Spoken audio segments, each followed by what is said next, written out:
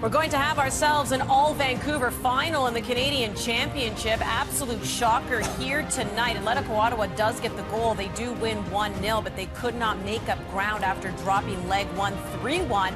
And interim head coach Martin Nash very happy on this night. He is going to play for a trophy. As we welcome you back inside our One Soccer studio, Andy Petrillo, Gareth Wheeler, and Christian Jack. Don't for one second think we have forgotten that our good friend Jordan Wilson said that he will get a Vancouver FC tattoo, an eagle. Now, he did say if they win, but they're getting that much closer to being able to do so. We always knew a CPL team was going to be in the final this year. And yes, we can go back at the asterisks and know that Forge did play in that 2020 final, but it's the first time a CPL team has made the Canadian Championship final in a full tournament. Gareth, did you think it would be Vancouver FC? No, never. Their first win ever in the Canadian Championship came in leg 1 of this semifinal tie. At least first win in 90 minutes. They survived through penalties against Cavalry. This is an absolutely shocking upset. Just by the sounds of it at TD Place, people just can't comprehend that Ottawa have been eliminated by this Vancouver FC team. It is wild. There's a 35-point gap between these two sides in the Canadian Premier League table. 35. They have a 47 goal differential between like goals scored and goals conceded between these teams. KJ, like the magnitude of this upset, I do not think can be understated. Now Vancouver gets to play Vancouver for the very first time in their own backyard in BC Place. It's the Nash Derby in one of the most unexpected finals in Canadian Championship history. Yeah, it's a true giant killing, no doubt about that. An enormous shock, but the way that they played, they deserved it. And we'll get to Ottawa in a second and the big story there of the missed opportunity again, by the way, by that team. But this is the first time, as you alluded to, the first time a Canadian Premier League team has won a Canadian Championship semi-final and advanced to the Canadian Championship final. And it's Vancouver Football Club. Yeah. Vancouver Football Club are the first team to ever do that. And you look at the bracket and maybe you just say it was always written in the stars. Penalty kicks in the first round against Pacific, penalty kicks against Cavalry. Then they come through 2 legs and defend the way that they did there. They looked nothing like the Vancouver Football Club that we've seen domestically in the Canadian Premier League all season long. And now we have a final that no one would ever have imagined. Vancouver versus Vancouver. We're going to get more into this one. And Callum Irving did make some saves. We've seen him make some big saves as well throughout the season. And his team is the one moving on. Here he is with Mackenzie Barwell.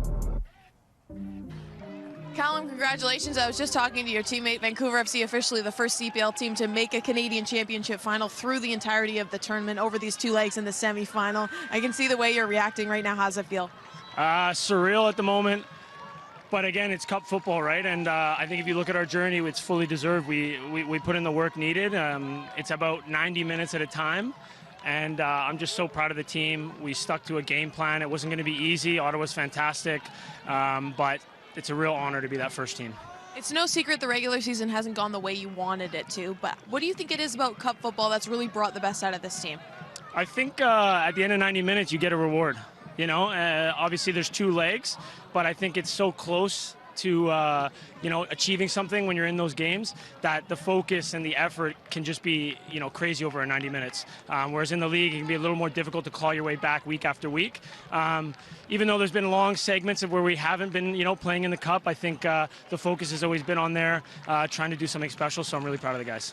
Last one, knowing that you've made this run and such a statement, what sort of message do you think that sends about where Vancouver FC stands in Canada soccer?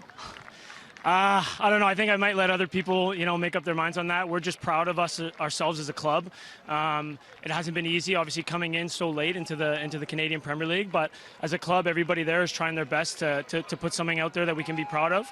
We're not quite there yet, but this is a huge step in that direction. And so I'm just super happy for everybody back home, fans, family, everybody in the office. It's a really proud moment. It's not over yet, Callum. Thank you so much. Good luck in the final. Thank you. Appreciate it.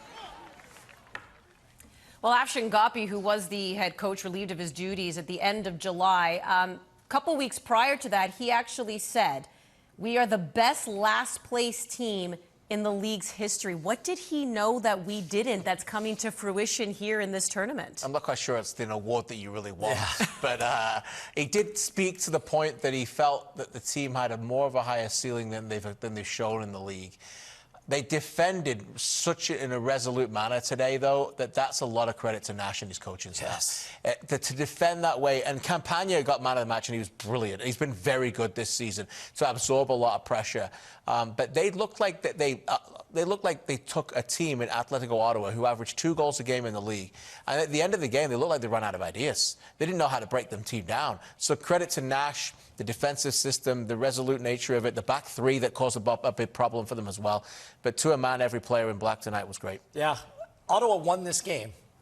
But the reason why they're not going on, it's the way that they approached the end of the first leg. Didn't manage it was 2-1.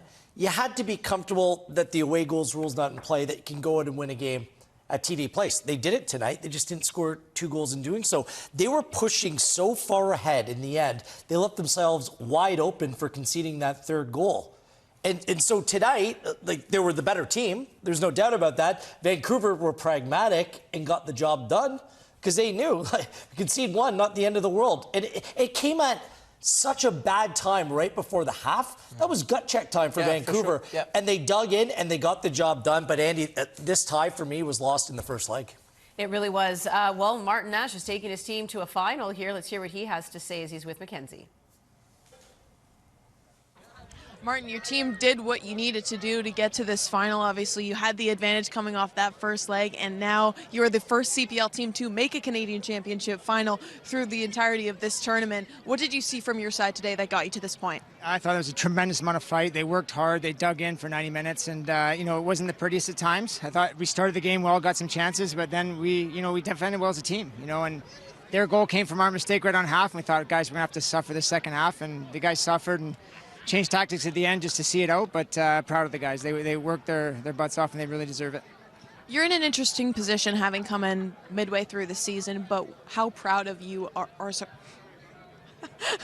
how you see where I'm going with that, but yeah, what's it like watching this group accomplish, one of the major goals that you set out for them when you came in? Yeah, I mean, it's fantastic. These guys have worked so hard since I've come in. The results maybe haven't quite turned around the way I'd hoped, but we conceded too many goals, but we've been scoring goals up until today, but we didn't need to today. So the guys did the job. They stayed focused and did what needed to be done, and the concentration over 90 minutes was phenomenal.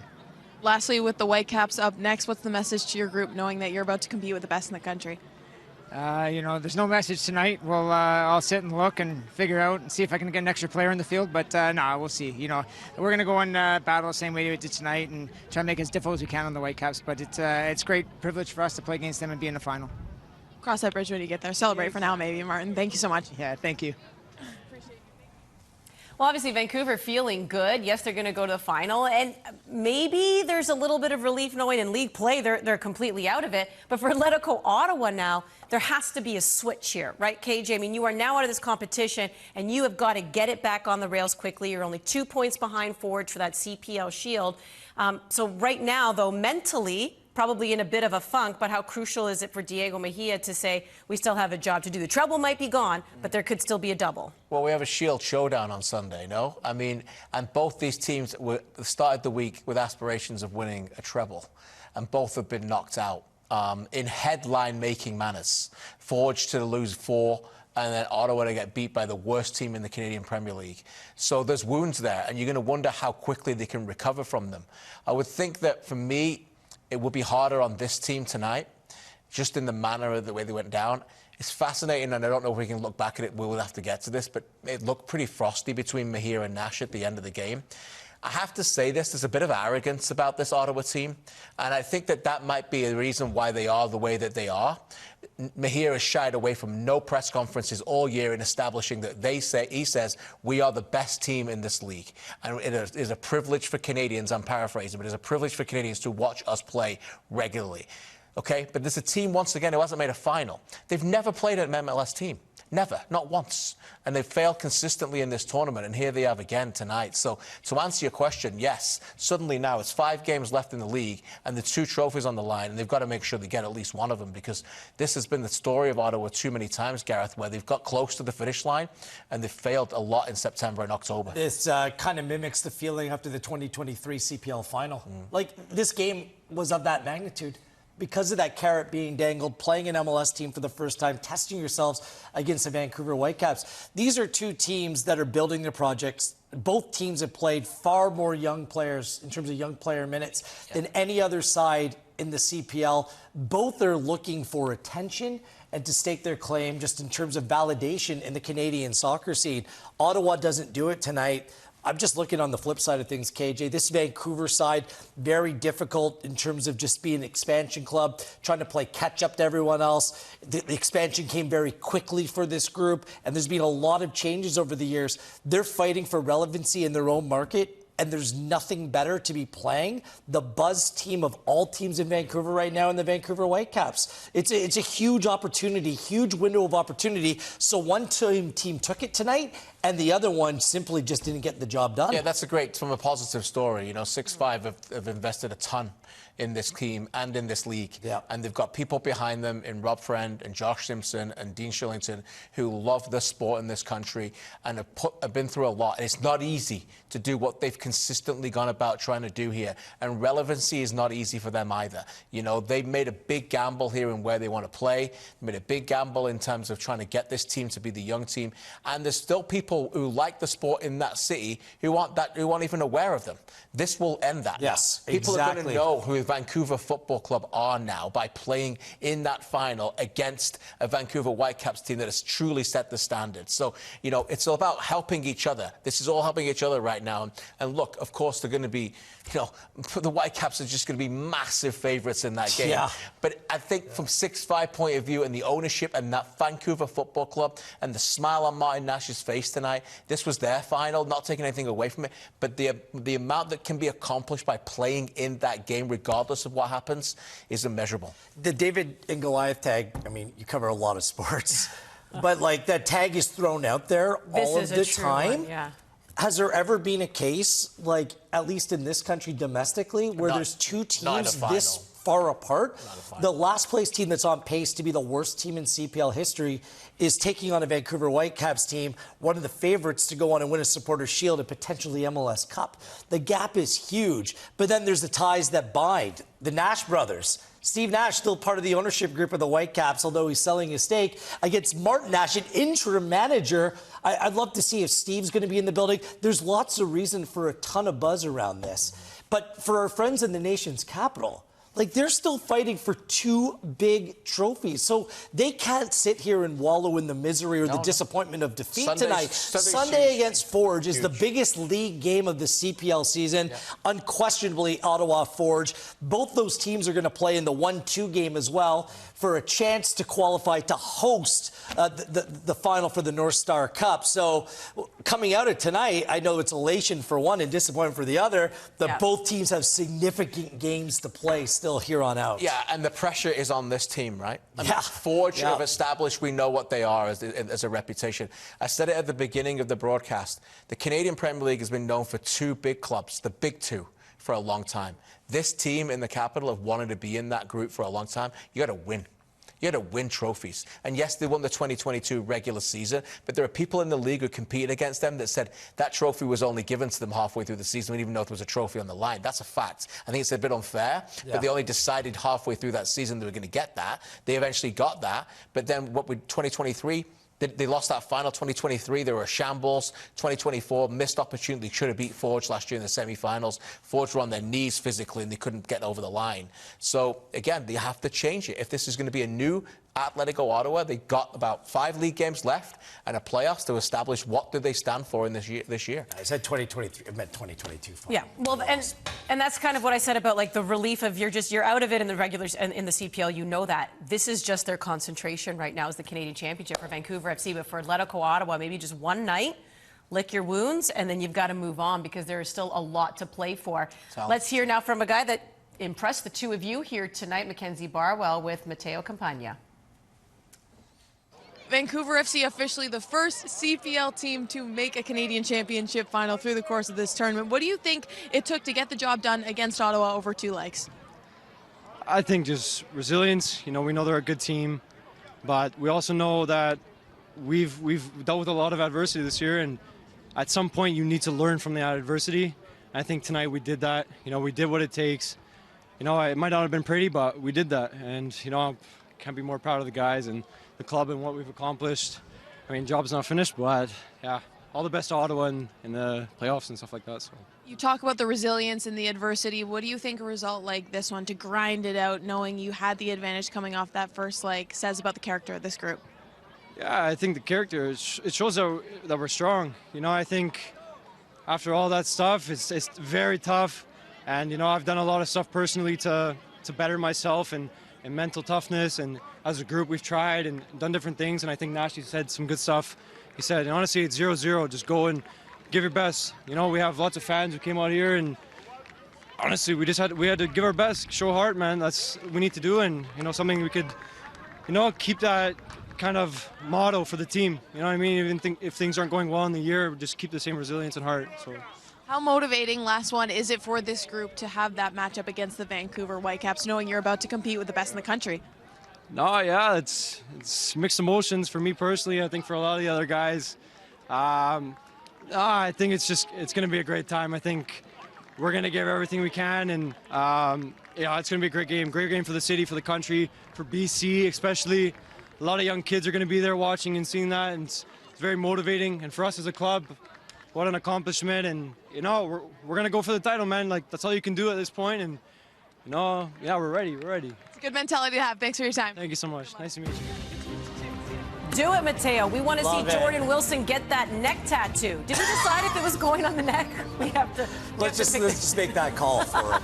We'll make that call if and when Vancouver FC can pull off another miracle here against the Vancouver Whitecaps. That final going October 1st, 10 p.m. Eastern, an all Vancouver final inside BC Place. They left it all on the pitch. Vancouver moving on. They had to do a ton of defending, especially in that second half. And Atletico's lone goal, not enough to make up for that deficit in leg one. David Rodriguez getting the goal for Atletico Ottawa in the 45th minute as well. So that was right near the end of the first half, and we thought the tides would really turn in Atletico Ottawa's favor, but give Vancouver credit, shutting the door. But you can see there, 15 shots to 4, 3 shots to 0 on target. So defensively, Vancouver really having to work for this victory to move on to the TELUS Canadian Championship. Here's Mackenzie Barwell with Thierno Bah. Vancouver FC officially the first CPL team to make the final of a Canadian Championship through winning 2 legs in the semifinal. How does that sound? Incredible. Honestly, I can tell you for sure we expected to play the Whitecaps. A lot of people didn't know the rule change or whatever it was. But to make it real today, on a 3-2 win against Ottawa in my hometown, honestly, I couldn't describe the feeling even more. What excites you the most about that Whitecaps matchup? Man, I think it's obvious. I don't have to say much. That's where I came from. They're the ones who developed me and sent me off. Now I'm looking to make a return with a bunch of other guys who also want to make a return. For the other guys as well who haven't played for the Whitecaps, it's a good opportunity to show them what we're made of. So it's good. We appreciate your time. Best of luck. Thank you so much. Smiles all around for Vancouver.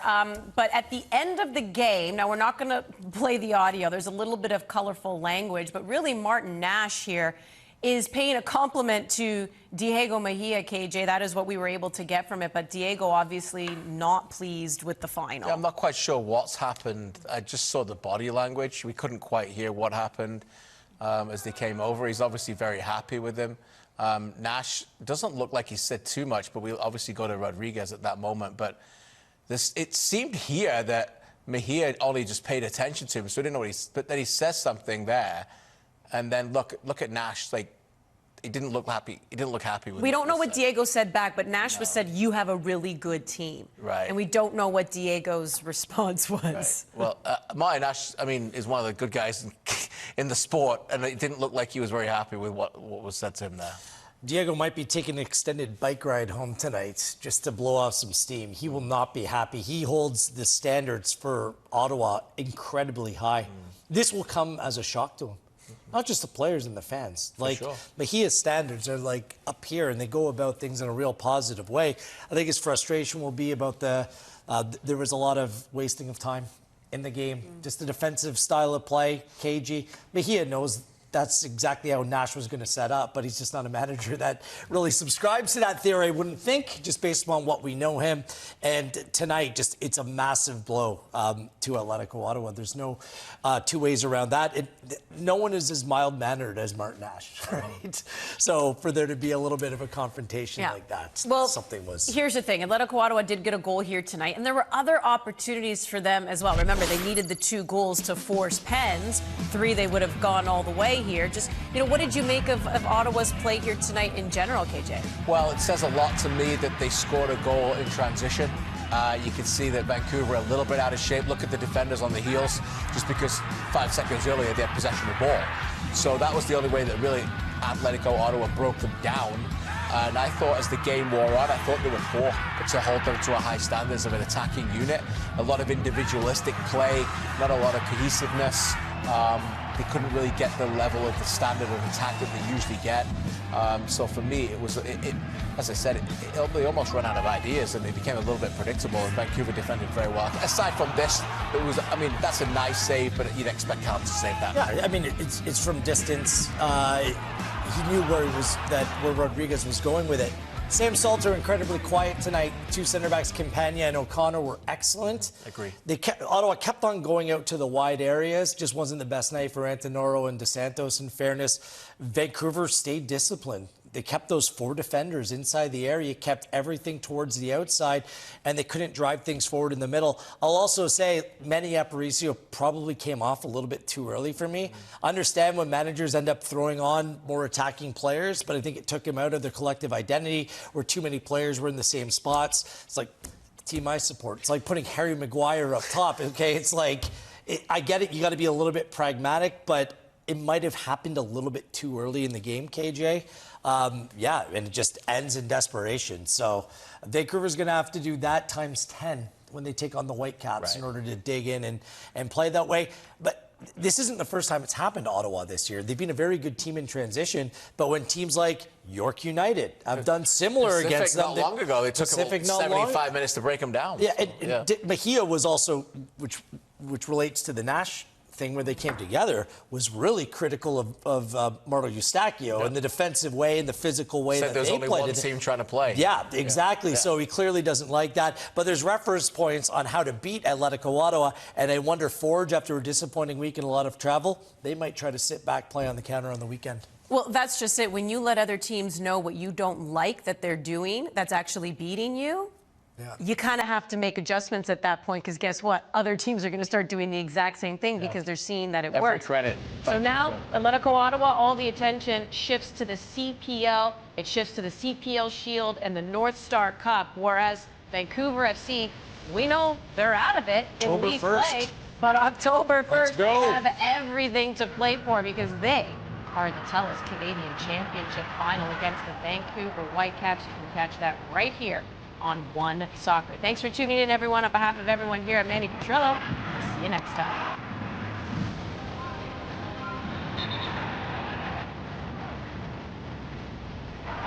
You gotta go.